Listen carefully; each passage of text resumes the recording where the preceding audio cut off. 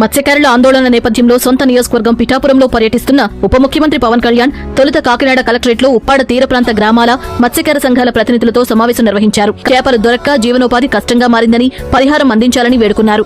మత్స్యకారుల సమస్యలన్నీ పవన్ సావధానంగా విన్నారు. అక్కడే చేపల వేటకు వెళ్లి మృతి చెందిన 18 మంది మత్స్యకార కుటుంబాల బాధితులకు 5 లక్షల చొప్పున ప్రభుత్వ బీమా పరిహారం చెక్కులు అందించారు.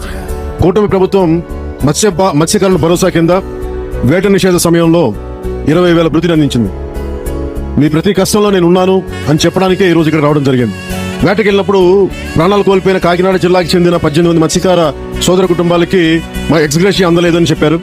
వెంటనే ఈ రోజునే నేను స్వయంగా 5 మందికి ఇప్పించాను. మిగతా 13 మందికి దాదాపు 18 మందికి 5 లక్షల రూపాయల చొప్పున 90 లక్షలు వారికి వెంటనే మంజూరు చేయడం జరిగింది. పరిశ్రమల వ్యర్థాల వల్ల సముద్రంలో మత్స్య సంపద అంతరించిపోవడంతో పాటు ఉపాధి కరువైపోతుందన్న మత్స్యకారుల ఆందోళనను తాను అర్థం చేసుకుంటున్నానని పవన్ చెప్పారు.